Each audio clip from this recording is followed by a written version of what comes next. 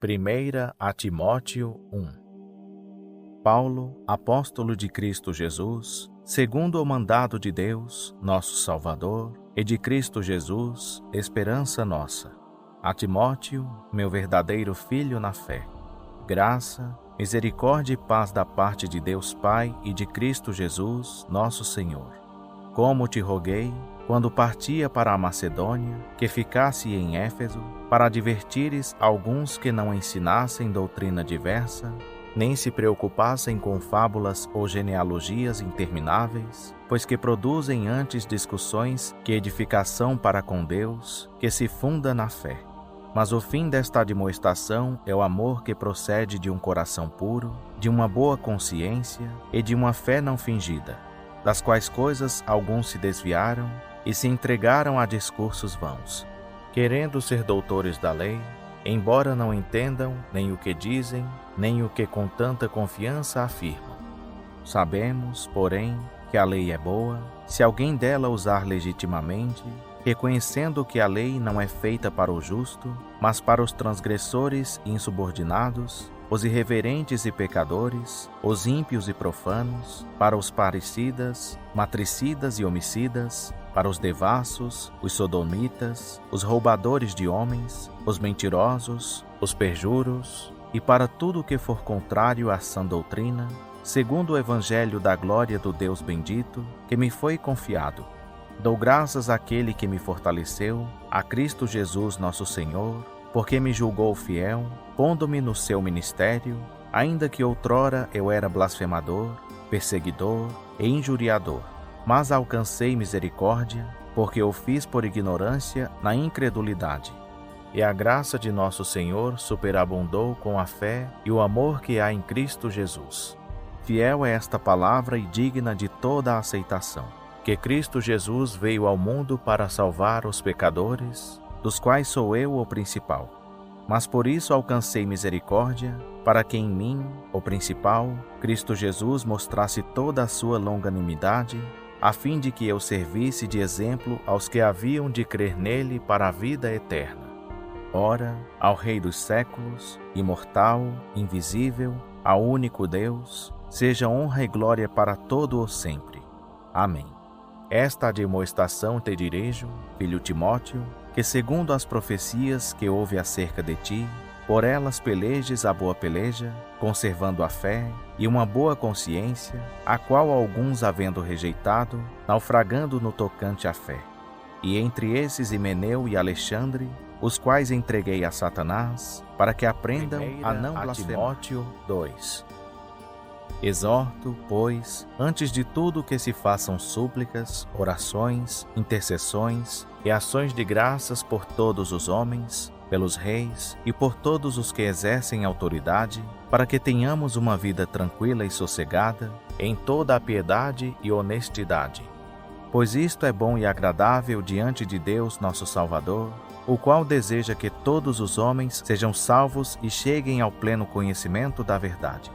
Porque há um só Deus e um só mediador entre Deus e os homens, Cristo Jesus, homem, o qual se deu a si mesmo em resgate por todos, para servir de testemunho a seu tempo. Para o que, digo a verdade, não minto, eu fui constituído pregador e apóstolo, mestre dos gentios na fé e na verdade. Quero, pois, que os homens orem em todo lugar, levantando mãos santas, sem ira nem contenda. Quero, do mesmo modo, que as mulheres se ataviem com traje decoroso, com modéstia e sobriedade, não com tranças, ou com ouro, ou pérolas, ou vestidos custosos, mas, como convém a mulheres que fazem profissão de servir a Deus, com boas obras. A mulher aprenda em silêncio com toda a submissão, pois não permito que a mulher ensine, nem tenha domínio sobre o homem, mas que esteja em silêncio. Porque primeiro foi formado Adão, depois Eva. E Adão não foi enganado, mas a mulher, sendo enganada, caiu em transgressão. Salvar-se-á, todavia, dando à luz filhos, se permanecer com sobriedade na fé, no amor e na santificação. Timóteo 3. Fiel é esta palavra. Se alguém aspira ao episcopado, excelente obra deseja. É necessário, pois, que o bispo seja irrepreensível, marido de uma só mulher, temperante, sóbrio, ordeiro, hospitaleiro, apto para ensinar, não dado ao vinho, não espancador, mas moderado, inimigo de contendas, não ganancioso, que governe bem a sua própria casa, tendo seus filhos em sujeição, com todo o respeito. Pois, se alguém não sabe governar a sua própria casa, como cuidará da igreja de Deus? Não neófito, para que não se ensoberbeça e venha a cair na condenação do diabo. Também é necessário que tenha bom testemunho dos que estão de fora, para que não caia em opróbrio e no laço do diabo. Da mesma forma, os diáconos sejam sérios, não de língua dobre, não dados a muito vinho, não cobiçosos de torpe ganância, guardando o mistério da fé numa consciência pura. E também estes sejam primeiro provados, depois exercitem o diaconato, se forem irrepreensíveis. Da mesma sorte as mulheres sejam sérias, não maldizentes, temperantes e fiéis em tudo. Os diáconos sejam maridos de uma só mulher e governem bem a seus filhos e suas próprias casas. Porque os que servirem bem como diáconos adquirirão para si um lugar honroso e muita confiança na fé que há em Cristo Jesus. Escrevo-te estas coisas, embora esperando ir ver-te em breve, para que, no caso de eu tardar, saibas como se deve proceder na casa de Deus, a qual é a igreja do Deus vivo, coluna e esteio da verdade. E, sem dúvida alguma, grande é o mistério da piedade. Aquele que se manifestou em carne, foi justificado em espírito, visto dos anjos, pregado entre os gentios, crido no mundo e recebido acima da Timóteo 4. Mas o Espírito expressamente diz que em tempos posteriores alguns apostatarão da fé, dando ouvidos a espíritos enganadores e a doutrinas de demônios, pela hipocrisia de homens que falam mentiras e têm a sua própria consciência cauterizada, proibindo o casamento e ordenando a abstinência de alimentos que Deus criou para serem recebidos com ações de graças pelos que são fiéis e que conhecem bem a verdade. Pois todas as coisas criadas por Deus são boas, e nada deve ser rejeitado se é recebido com ações de graças. Porque pela palavra de Deus e pela oração são santificadas. Propondo estas coisas aos irmãos, serás bom ministro de Cristo Jesus, nutrido pelas palavras da fé e da boa doutrina que tens seguido. Mas rejeita as fábulas profanas e de velhas. Exercita-te a ti mesmo na piedade, pois o exercício corporal para pouco aproveita, mas a piedade para tudo é proveitosa, visto que tem a promessa da vida presente e da que há de vir. Fiel é esta palavra e digna de toda a aceitação. Pois para isto é que trabalhamos e lutamos, porque temos posto a nossa esperança no Deus vivo, que é o Salvador de todos os homens, especialmente dos que creem. Manda estas coisas e ensina-as. Ninguém despreze a tua mocidade, mas sê um exemplo para os fiéis na palavra, no procedimento, no amor, na fé, na pureza. Até que eu vá, aplica-te à leitura, à exortação e ao ensino. Não negligencies o dom que há em ti, o qual te foi dado por profecia, com a imposição das mãos do presbítero. Ocupa-te destas coisas, dedica-te inteiramente a elas, para que o teu progresso seja manifesto a todos. Tem cuidado de ti mesmo e do teu ensino. Persevera nestas coisas, porque, fazendo isto, te salvarás tanto a ti mesmo como aos que te ouvem. Timóteo 5. Não repreendas asperamente a um velho, mas admoesta-o como a um pai, aos moços como a irmãos, às mulheres idosas como a mães, às moças como a irmãs, com toda a pureza. Honra as viúvas que são verdadeiramente viúvas. Mas, se alguma viúva tiver filhos ou netos, aprendam eles primeiro a exercer piedade para com a sua própria família e a recompensar seus progenitores, porque isto é agradável a Deus. Ora, a que é verdadeiramente viúva e desamparada espera em Deus, e persevera de noite e de dia em súplicas e orações. Mas a que vive em prazeres, embora viva, está morta. Manda, pois, estas coisas, para que elas sejam irrepreensíveis. Mas, se alguém não cuida dos seus, e especialmente dos da sua família, tem negado a fé, e é pior que um incrédulo. Não seja inscrita como viúva nenhuma que tenha menos de 60 anos, e só a que tenha sido mulher de um só marido, aprovada com testemunho de boas obras, se criou filhos, se exercitou hospitalidade, se lavou os pés aos santos, se socorreu os atribulados, se praticou toda sorte de boas obras. Mas rejeita as viúvas mais novas, porque, quando se tornam levianas contra Cristo, querem casar-se, tendo já a sua condenação por haverem violado a primeira fé.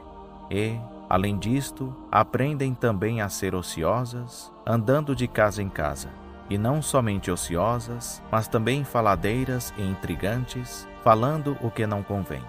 Quero, pois, que as mais novas se casem, tenham filhos, dirijam a sua casa, e não deem ocasião ao adversário de maldizer.